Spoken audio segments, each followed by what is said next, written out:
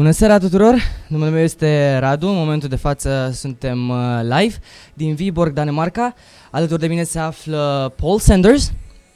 Este unul dintre profesorii mei. Eu sunt în momentul de față student aici.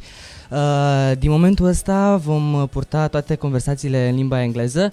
Așa că sper să vă placă. Cracking the Code Internationally with Paul Saunders. Welcome, Paul. How are you doing? I'm doing well, thank you. This is very good. Thanks for inviting me. We are very pleased to have you here, and I'm just going to give a few background details about Paul here. He has been a navigator within the Royal Air Force. That means the guy who sits behind the pilot. So he basically flew supersonic jets. That's a cool thing. You gotta admit it. Yeah. And currently he is teaching IT technology in various Danish universities. So, let's get into it, shall we? Let's Very do that, good. yeah. Okay, so this talk today is going to be mainly about how can you manage to succeed in an international environment. That's about it. This is the thing that we are going to try to learn today.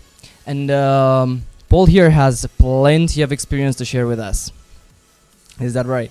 It is. Shall I tell you a little bit about my international experience? That'd be great. Where I've been and what I've done.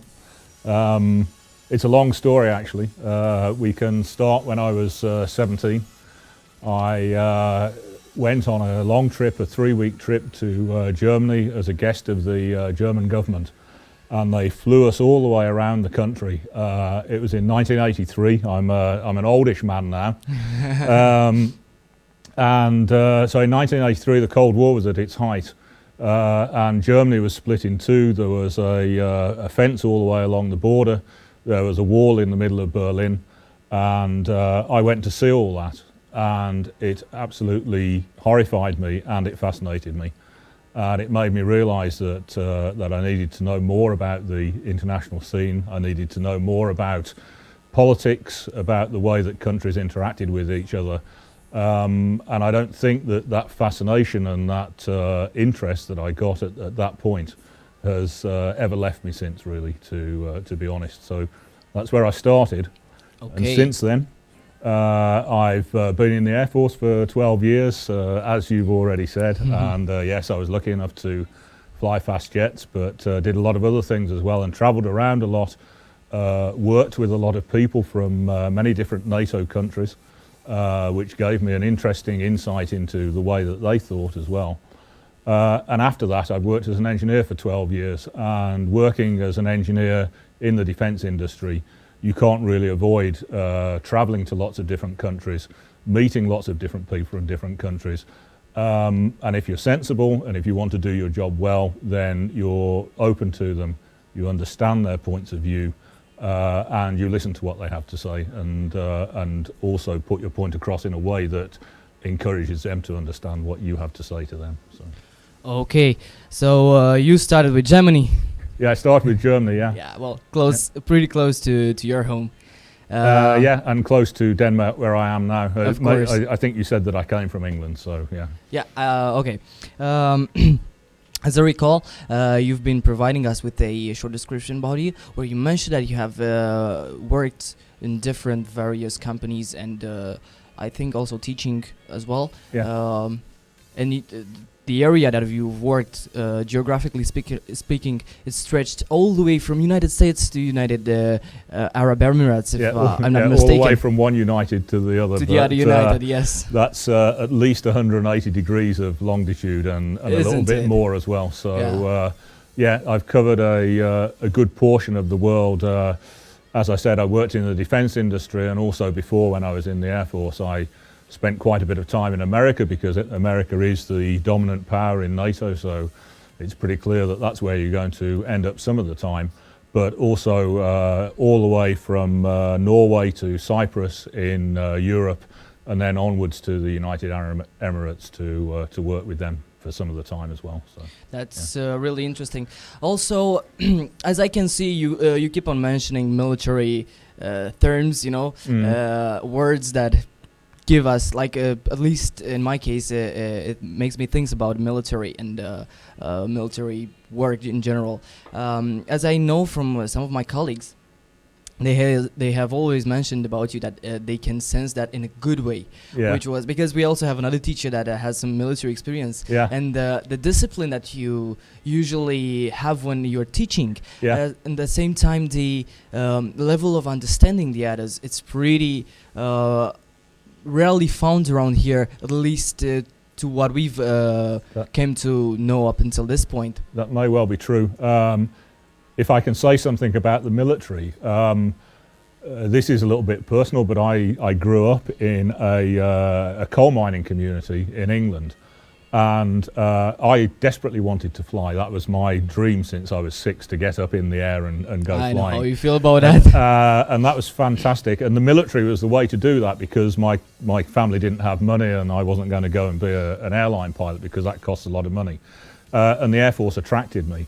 But the first question that the Air Force asked me when I went was, what experience do you have with the military? Has your father been in the military? Has your grandfather in the military? No, don't know anything about the military at all. And that was the first sign that I got that joining the military was a very different culture from the one that I'd grown up in. So I think that, especially if you come from a relatively big country like Britain, you can easily come in contact with lots of different cultures, even within the same country. And the culture in the military was, surprisingly for me, I imagined that it was going to be lots of shouting and lots of orders and lots of telling people what to do. But actually, especially when you fly in the military, the most precious thing that you can have is the ability to think freely and to think about the situation that you're in at the moment and gather as much information about it as possible, put that together and make decisions quickly and make them accurately. And communicate them to other people very accurately as well. And I think that thing about thinking quickly and thinking on my feet and being able to communicate with people and being able to communicate with them clearly has stood me in very good stead, has been a great help when I've been teaching as well. And in situations, stressful situations like this, sitting in front of a camera, talking to all your fellow countrymen, you know, we haven't rehearsed this a great deal, so I have to make it up as we go along. But yeah, I'm sure it will work. So it started off pretty well. At least I have to say I was, and I still am a little bit nervous now. Well, sorry, I didn't mean to do that. It's okay, no problem. So. As I understand, your experience with the military has played a really significant role within the way you have you've been dealing with stuff since then. It has, yeah. Actually, a lot of the work that I did as an engineer flowed out of the fact that I was in the Air Force, but I actually took a degree in physics for 3 years before I joined the Air Force. Again, my parents, with the background that I had, we didn't have a lot of money. We weren't poor, but we didn't have a lot of money, and they didn't think it was a good idea for me to go and join the Air Force and take this pilot training and navigator training, which there's a big risk that I wasn't going to get through, as with everyone. So they wanted me to have something to fall back on. So I went and read physics at university for 3 years, excuse me, and got very closely involved also with excuse me, with computers and writing computer programs and interfacing computers for experiments and physical experiments and so on. And I found that very interesting. And to be honest, 12 years in the Air Force was enough for me. I achieved what I wanted to achieve. I flew fast jets. I got 1,700 flying hours. I went to some fantastic places. 1,700 hours. 1,700 hours, yeah. Congratulations to that, sir. Yeah, so all that was good, but there was always something at the back of my head that said, wasn't it fun at university? Wasn't it fun doing all that technical stuff with computers? And so before I left the Air Force, I was lucky enough to persuade the guy who posted people around to new jobs to give me a job working on the software team as a team leader for the guys who are writing software for the mission computer and the radar computer on the Tornado aircraft. So the software experience that I'd already got translated very well, and it meant that I could apply what I knew from my job to some real technical challenges, and they were technical challenges related to making a military fast jet aircraft work. So that was an absolutely fantastic, a lovely job with some very, very talented guys, and it just persuaded me that I'd make the right decision to move away from the cockpit and to move away from flying and move back to the technical side, which was something that I was very interested in. And so, to cut a long story short, that's how I became an engineer after I'd finished at university, after I'd had these wonderful 12 years of flying in the Air Force. Okay, so as I understand now, you have been through quite a lot. Yeah, and, I've experienced a few different things in my life. You also had to like take some pretty tough decisions regarding yourself and your future. Yeah, as I understood. Yeah, and those kind of decisions to give up on something that's real and it's there. Yeah. To go for something that you are not so certain of and you've never been doing that before. Well, that takes some guts, to put it bluntly. Well, it does, but it also takes self-belief, and I have to say that even though moving into something that was a lot more technical and a lot more academic and intellectual than, no, that's not fair. Sorry guys, I used to fly, isn't it? Something that is just challenging in a different way. I think that I was on such a high, and the Air Force had taught me to believe in myself and my abilities so much that I didn't feel that it was a problem. I just felt that it was a natural step to move onwards. Maybe that sounds arrogant, but I think that it just underlines that if you believe in yourselves, if you believe in what you're doing and your abilities, then you can achieve, I know it's a cliche, but you can achieve anything, really. But so you have to believe in yourself, but you also have to understand what your capabilities are. So be realistic at the same time. Yeah, I would, no, I wouldn't like to be David Beckham, but I'd love to be a professional footballer. Okay. I supported football. I had a season ticket at West Bromwich Albion. If any of you know who that I never would have pictured you as a football guy. They beat Chelsea last night, and I'm so happy.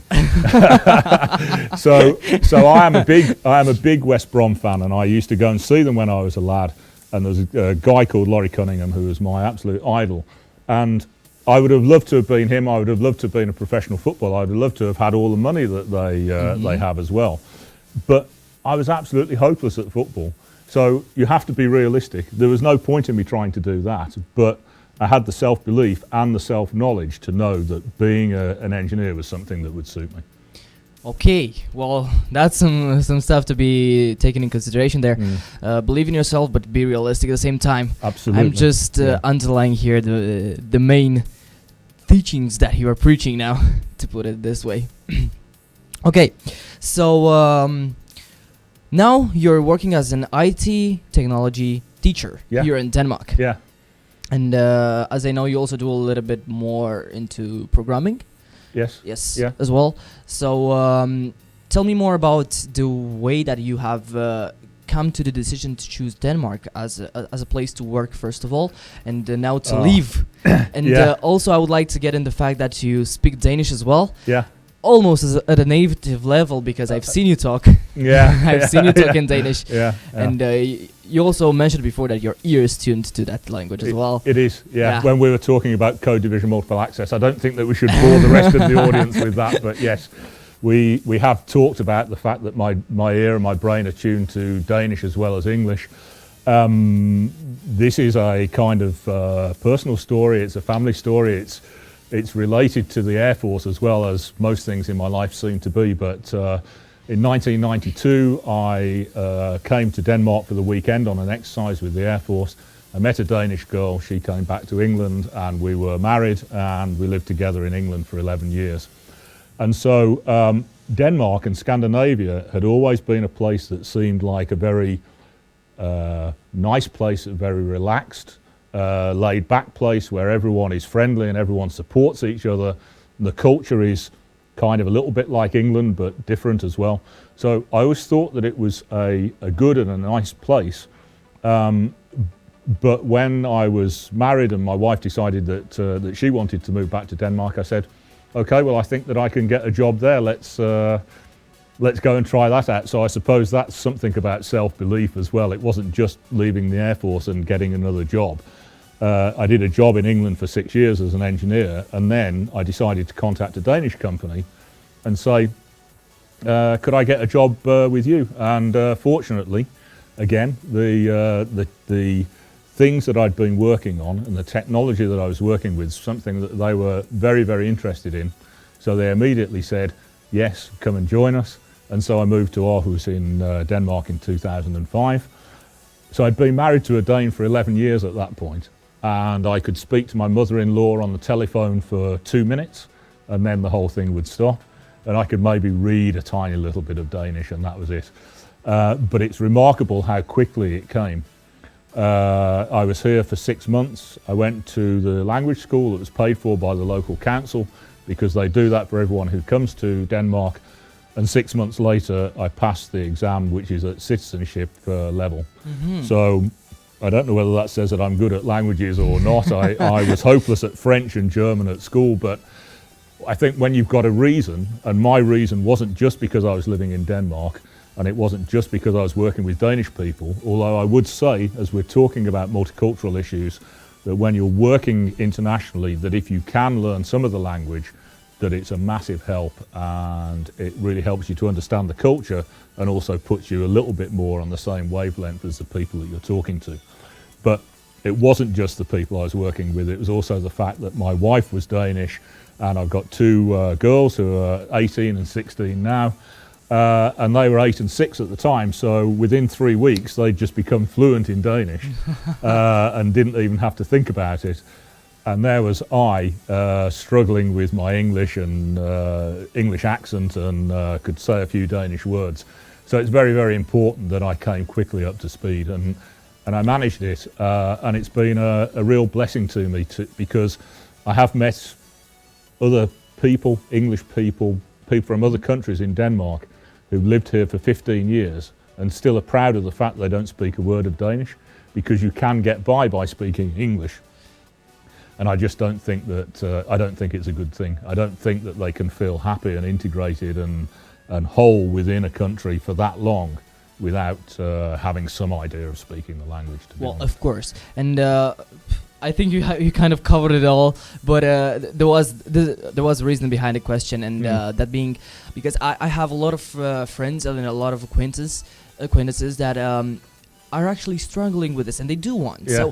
So to sum it up, in your perspective, what would be the most important factor when being in a foreign country and getting to know the language? I'm going to share a little bit of a personal experience here. Okay, go on. Because I think we may be a little bit on the same page here. Yeah. I don't know, a few years ago, I met this girl. She was a Turkish girl, and by the time I was learning a little bit of Turkish, there was this long trip in Romania from one city to another. It took about 7 hours or something like that. Believe me, by the time I arrived there, next day I went to school, and my teachers couldn't believe that my Turkish skills. Yeah. So that's to be, this is like a something to think of. Sure. So, well, if I was going to be flippant in answering your question, one thing that I heard on the BBC radio before I moved to Denmark was, if you want to learn a foreign language, take a lover in that country. So that's one thing that I've heard. There it is. Another thing that I would say is that again, being flippant, if you want to learn the language, get a wife and get 2 young kids who can speak the language, and then you don't have a choice, and they will teach you anyway. But being a little bit more serious, if you show that you're willing and you put a little bit of effort in, and you work with some sympathetic colleagues, and I had some very good sympathetic colleagues when I came to Denmark, if you show that you're interested, they will go a million miles for you to try to get you talking and correct you in a nice sort of way.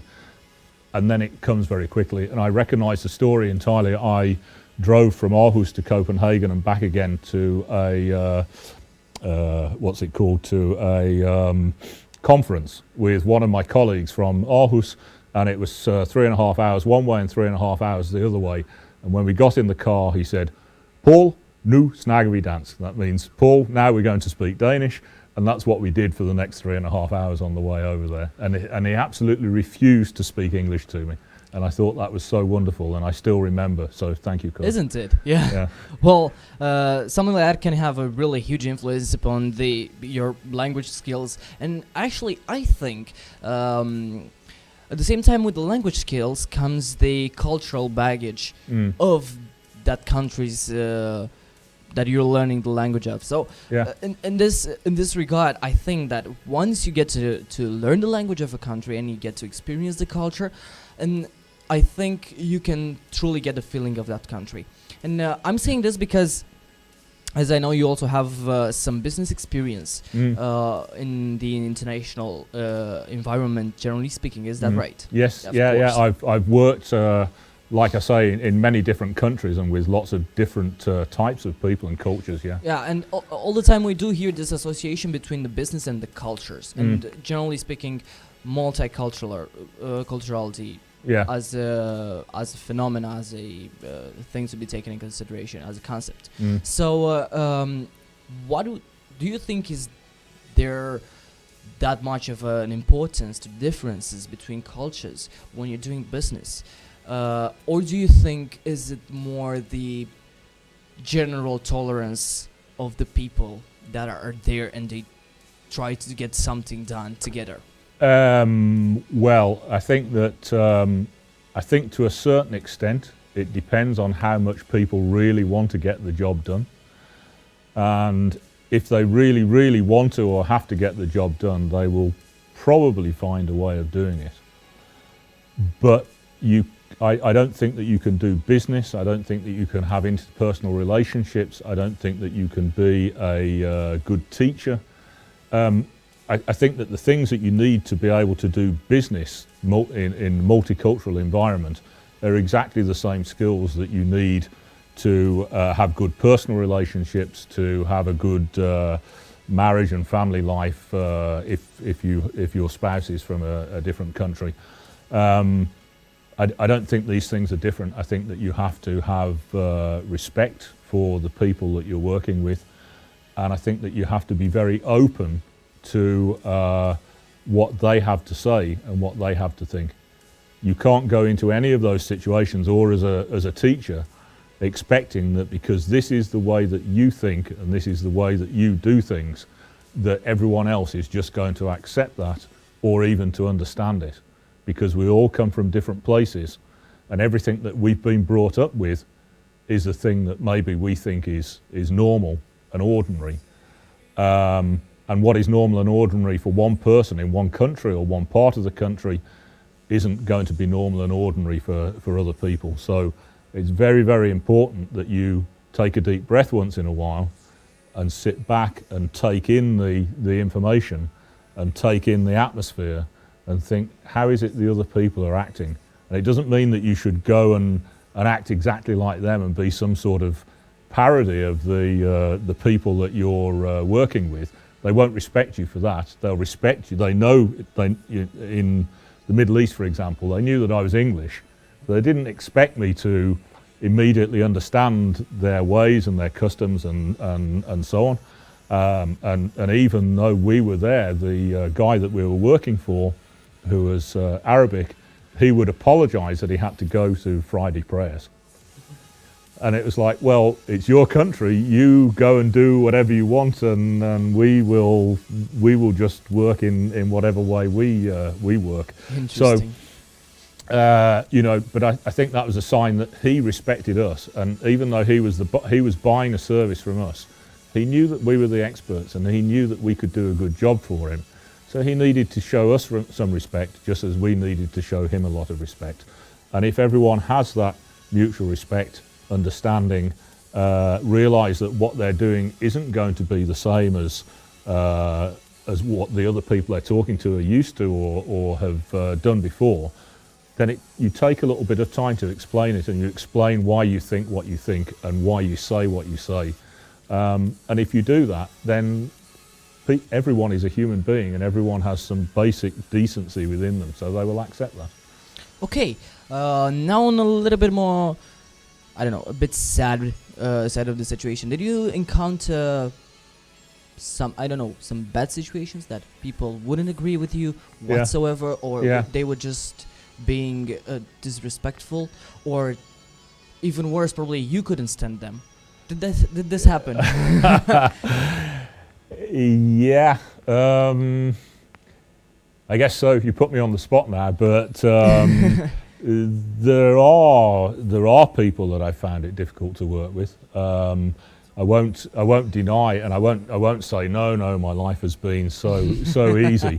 But I think we all come across difficult colleagues, and it doesn't always have something to do with culture, although sometimes it might have.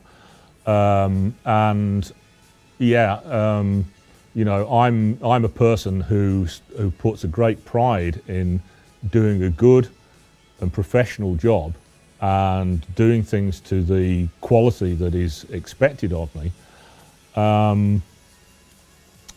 But that doesn't mean that I'm always there pushing my way to the front and that I want to be the big guy all the time.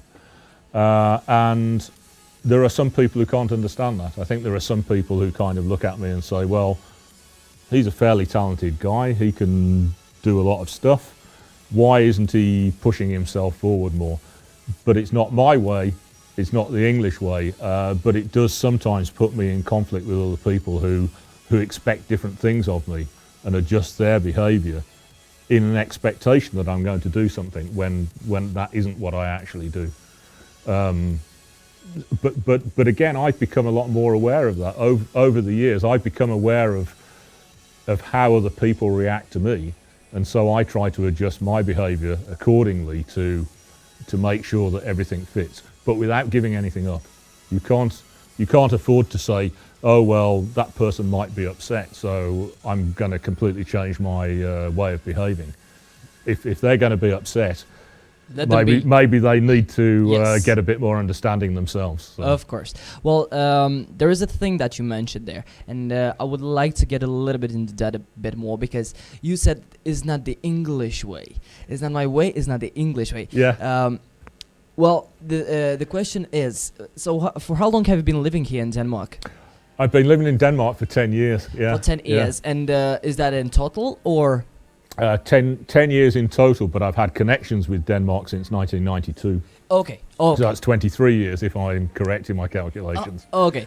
So, question is, because a lot of people that go abroad, generally speaking, they do it for diverse reasons, either to explore, either for a better life, either for the love of their lives, or whatever they may, their reasons may be. But how do you, in your case, do you still consider yourself 100% English? Oh, yeah, that's a very good question. I mean, well, yes, I do. I have a British passport. I'm still a British citizen. The Danish government have opened up the opportunity from later on this year for people who've been in Denmark for a while to get dual citizenship, so they can both be English and Danish. And I want to do that because I feel that I'm Danish enough. I feel that I'm Danish enough now with the language and my family connections and my work and everything else that I don't want to leave Denmark, and I think that I feel very happy and very comfortable here. So I want to be Danish, but Britain is where I come from. I am British. I'd never give that up. So, yeah. This is very good to know. Well, actually, the thing, a lot of people, especially from let's say less developed countries, they tend to want to go abroad for a better life. And I'm giving this as example because I think this is the one that has the most significant impact on one's life. Yeah. So I don't know. Even after a short period, actually after a medium period after leaving my home country, I started becoming a little bit more nationalist than I used to be when I was in my home country. Yeah, that's interesting. Yeah. Yeah. Well, that also happens. That's a phenomena. Yeah. But I think that it's important to know your origins and to still keep them there and true, and not be ashamed or afraid to express them wherever I you agree are. entirely. Yeah. Yeah. My apologies. A small thing to say to our audience. I wanted to tell you that you can put questions in the chat on YouTube, and we are going to take them all at the end. I should have said that in the beginning, but I'm just going to blame it on my emotions at the moment. And another thing. So I've heard a lot of people that have considered the most important thing when dealing with an international, crowd of people in diverse circumstances. For example, from business to work to fun to whatever. A lot of people have different opinions, ranging from that the most important when dealing with an international environment would be honor, as far as to humor. In your opinion, I heard you saying a lot about respect. Yeah. So it felt like that would be the value that you would put your money on regarding dealing with an international environment. Yes.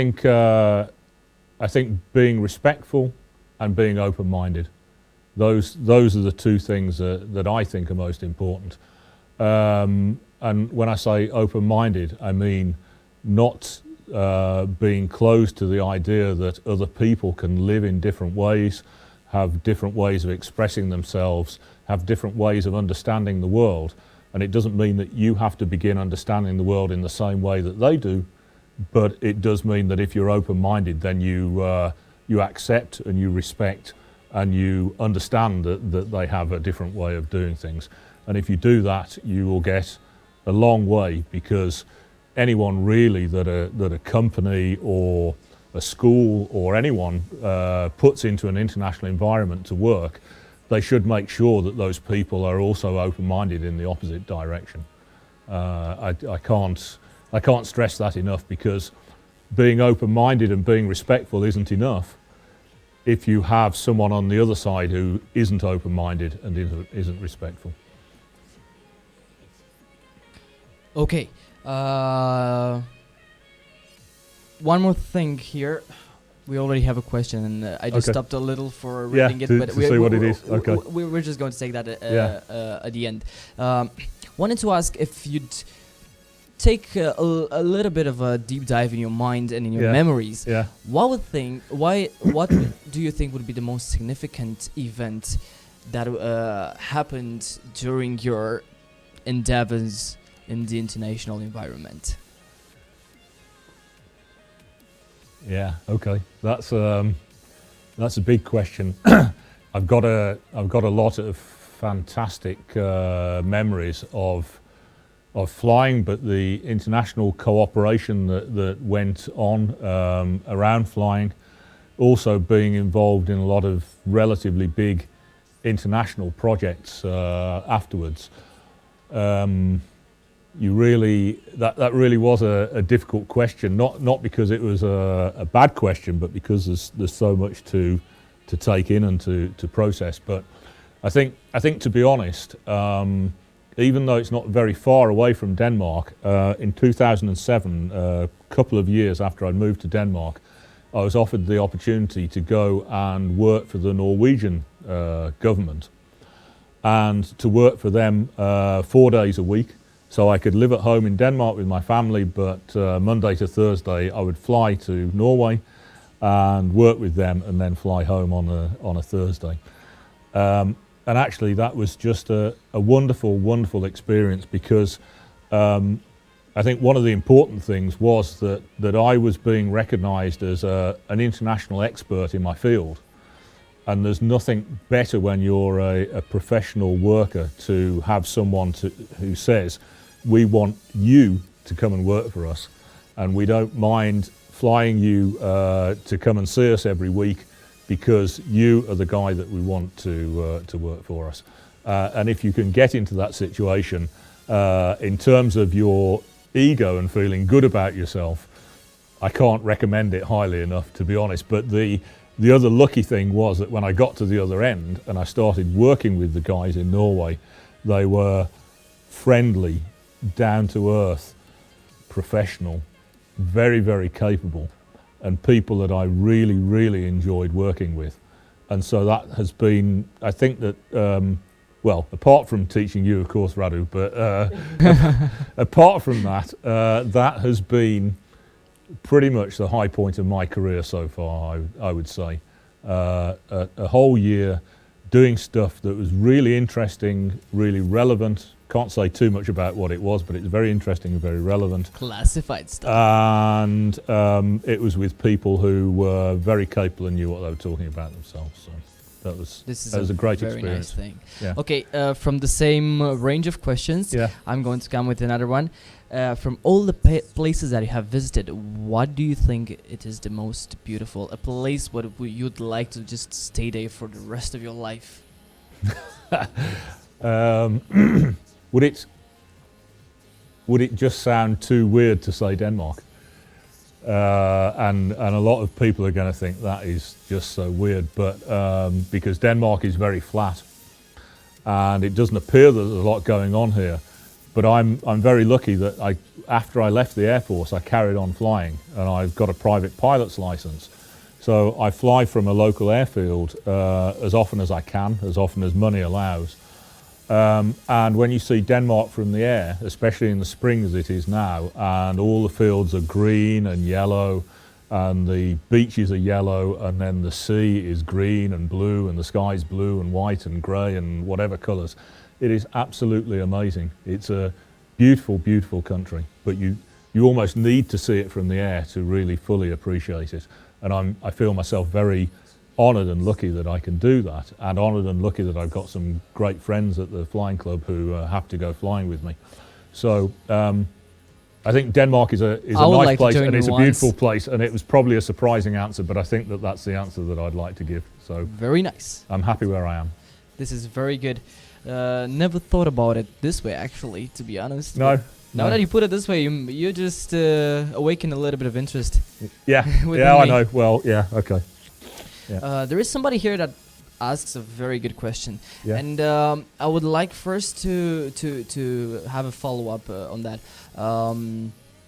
First of all, have you ever tried to teach somebody a new language? I mean, are there people around you that have been in the position to grant you the credit for their language skills? In a particular language, be it Danish or English or no, Klingonian. I don't think so. To be perfectly honest, I've never been in a situation where that would be very relevant. How many people do we meet in the world in general who don't speak English? You've got a point there. So my opportunities for for teaching people English have been rather limited. And to be honest, I wouldn't presume that, I know that you said that my Danish is pretty good, and I think that it is, but it's not at that level where I would presume that I could teach other people to speak Danish. Maybe when I've been drunk, I've taught a few different people a few different words, but not really. And Denmark's a little country, so unless you come to live here, there's not really a great incentive to learn. So. Okay, so considering you couldn't tell us from the experience, what would you think that the answer to this question would be? I'm going to ask you, what do you think would be the solution? The question is like this: how does cracking the code work in the opposite direction? If you are local, trying to inspire foreigners to learn the local language. Okay, that's a very good question. That is a really good question. And I think that I want to refer back to one of my previous answers, because I think that I said that when I came to work in Denmark for a software company called Systematic in Aarhus, I had some wonderful colleagues down there. And as soon as I showed a little bit of interest in learning Danish, they went out of their way, but in a kind and caring way. And they didn't put me on the spot in front of a whole load of other people and say, come on, Paul, you've got to start speaking Danish now. that would have just made me feel terrible, and it would really make everyone feel terrible. It was one-to-one. When I was sitting in a car for a long period of time on the way to a conference with someone, he said, right, now is the time that we're going to start speaking Danish. And he didn't say, I'm going to teach you Danish. He said, I know that you can. Just give me what you can, and I'll give you what I can, and we'll see how it goes. And it went wonderfully. And if I couldn't think of the right word, then I used 3 other words to say what I wanted to say. And it worked out. So my advice to anyone who, well, one thing is that you could become their lover, but that's by the by. I'm joking. What you can do is find a situation. Don't manufacture a situation, but if you find yourself in a situation where you're one-to-one and you're going to be spending some time together with that person, don't be frightened to say, okay, now we're going to start speaking Romanian or whatever it might be, and put them on the spot, but in a kind and caring way, and when they know that no one else is going to be listening and listening in. And actually another thing, when I first came to Denmark, people were very happy for me to, which way was it? They would speak Danish to me and they would let me reply in English, because they knew that listening wasn't such a problem for me, but formulating the words that I needed to express myself was more difficult. So we had a lot of weird conversations for about 6 months where they were speaking Danish and I was speaking English. So that's also a possibility. And there was one day, there were 2 of us sitting in an office. He was speaking Danish, I was replying in English, and the guy was cleaning the windows in the background while we were having this meeting. And I could see that he just couldn't believe what he was hearing, but that's the way that it was, and it worked very well for me. So there are many different ways that you can do it, but don't put people on the spot. Do it when you're together with them in a more personal situation, and then they will feel more comfortable about opening up. I think a lot of people have this fear of probably of failure or of not rising up to the expectations or something. Yeah. And I know it. I've seen it in a lot of people. And I think the way you've attacked the problem, it's a really relevant one. Yeah, yeah. You mentioned before that teaching us. Yeah. It's been the high point of my career, yeah. Yes. Okay, so considering this, I'm going to ask you on the theme of our conversation here. The whole environment of international people, do you think did it have a significant impact on how good of a teacher are you? It's well, I mean, you can probably say more about whether I'm a good teacher or not. That's a different story. But I think that I can certainly feel. I'm going to clear that you are a good teacher. Okay, thank you. I was waiting for that. But what I can say with a lot of clarity is that I teach in a different way, and I have a different attitude to teaching now than I did when I became a teacher 4 years ago. My sister is a teacher, a school teacher in England. My mother was a school teacher in England.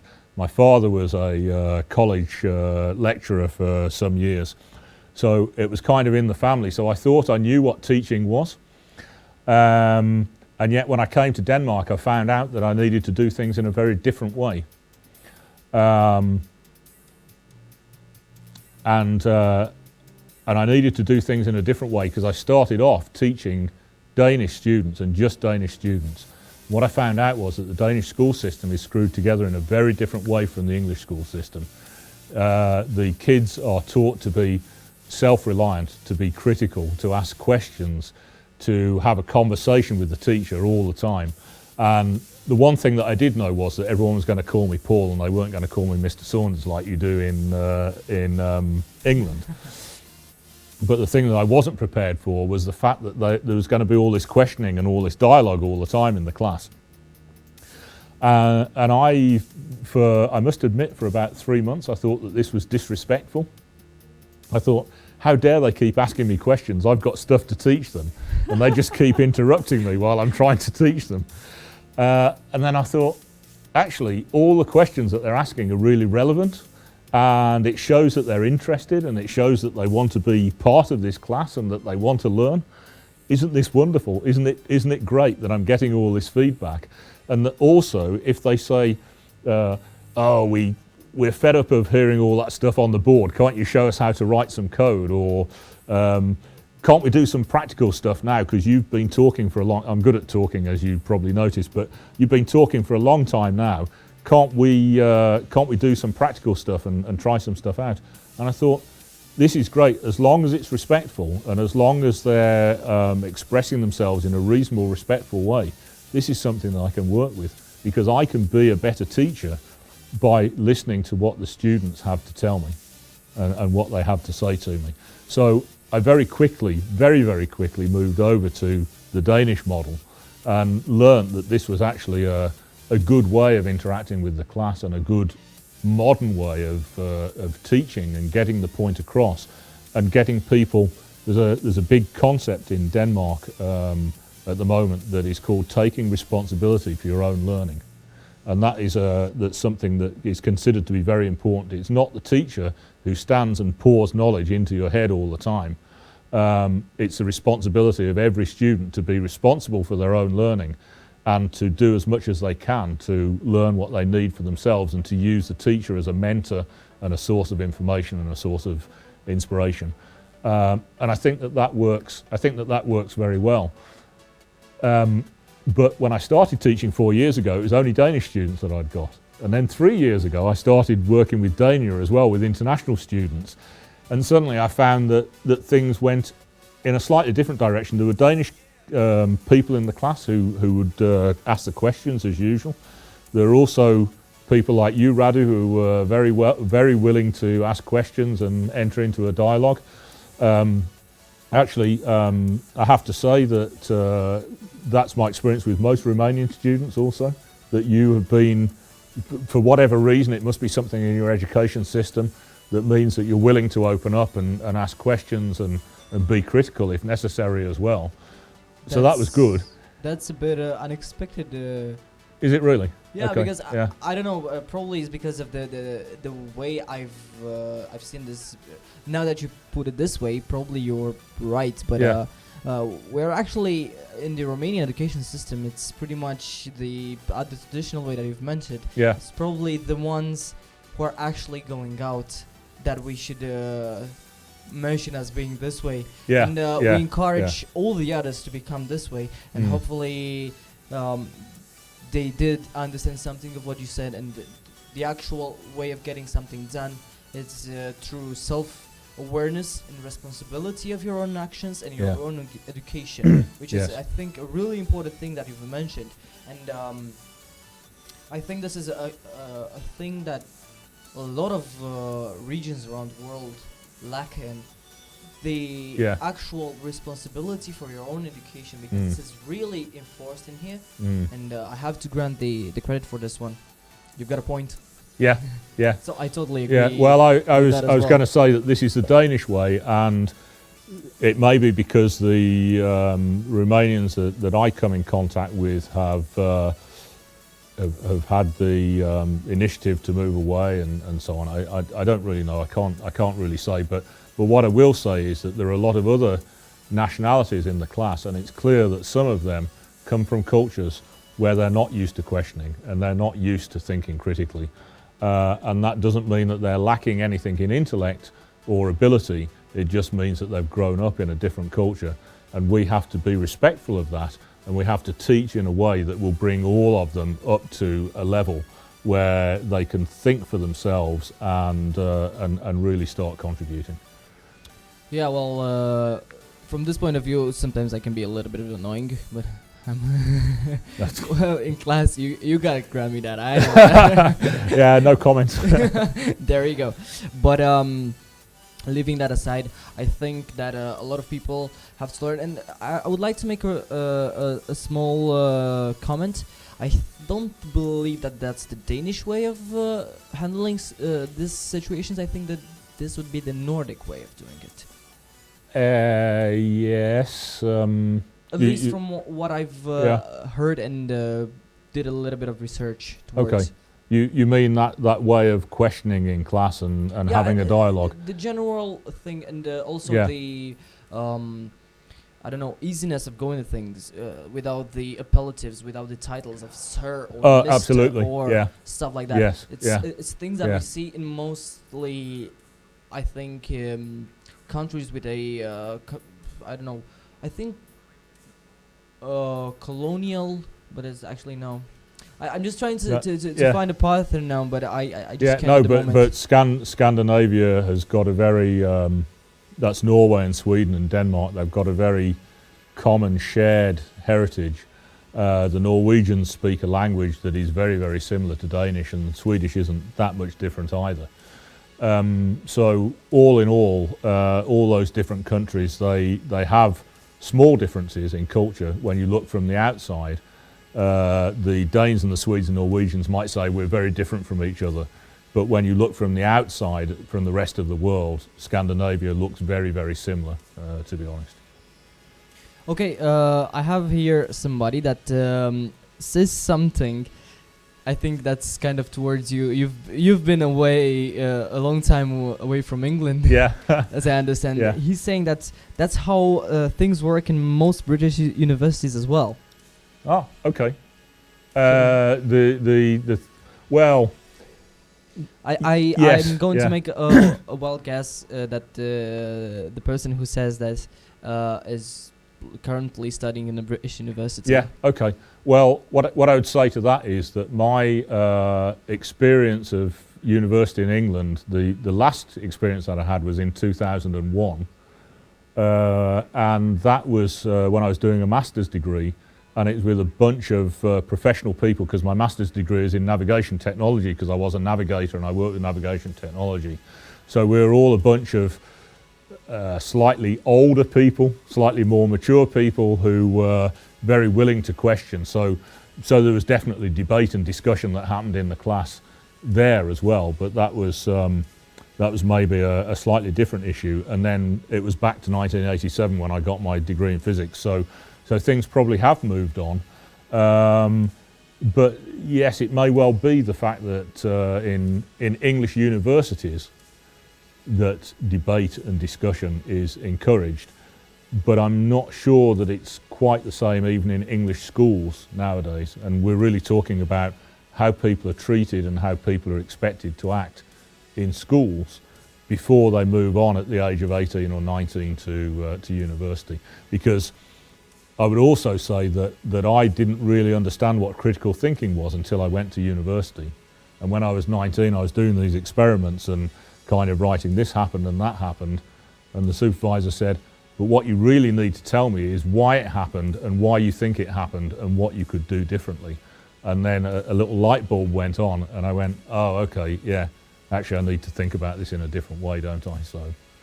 The person has confirmed that he's been in Britain for the past 4 years. Yeah. Okay. So I think yeah. he meant it. Good. Yeah. So I think you also cleared it up, and you mentioned the education at the entire level, not necessarily the academic level, the university level. Exactly. Yeah. I would be disappointed if education at a university level didn't lead people to think critically. Yes. And didn't lead them to take responsibility for their own learning, because really that's what going to university should be about to a very large degree. Yeah.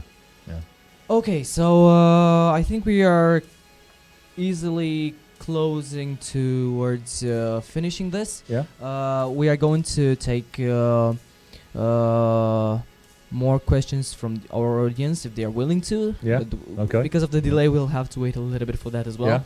Yeah. Okay, so there's somebody saying that there is probably more discussion in social sciences than in IT-related subjects, regardless of the country. So I think she's arguing for the fact that actually it also depends a lot on what area of subjects you are following. Yeah. I never thought about it this way. Well, that's an interesting point, and I think that well, I'm not a social scientist, as you know. I'm a scientist and I'm an IT guy.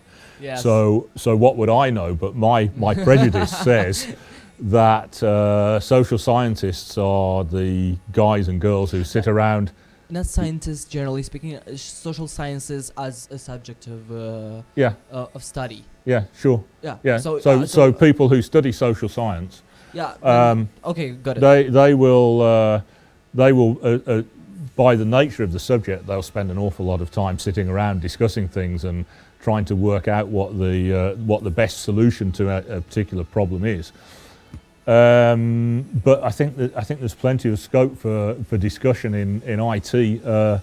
Just think about the religious wars between Microsoft and Linux and Apple, for example. Keep that going on. Or should it be Cisco or Juniper networks? I'm sorry if that isn't so interesting for a lot of the other audience. It's okay because I think some of our audience are actually interested in hearing about this as well. Yeah. And they are acquainted with the subject. And this, for me, that comes down to critical thinking also.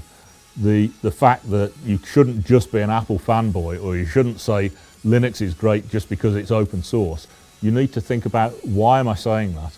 What are the reasons? Have I got justifications for what I'm saying?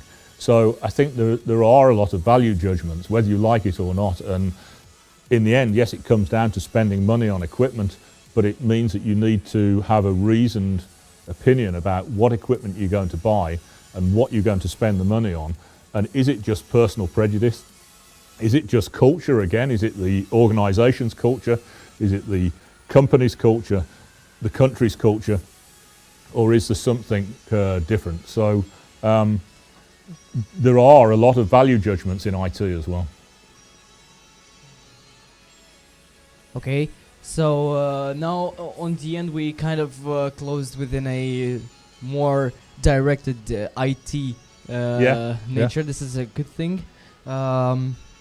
Because we also got that covered as well now. Well, I think it's about to finish up here. Okay. I would like to thank you very much for have taken the opportunity. You're very welcome. Sorry that you've taken the invite and you've accepted it to come here and share with us your experiences from working with the international environments.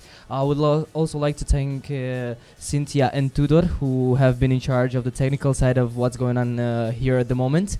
That being said, I think you can find Paul on LinkedIn and Facebook as well. Yeah. Just search for his name the way it's spelled on the title of the video. Yeah.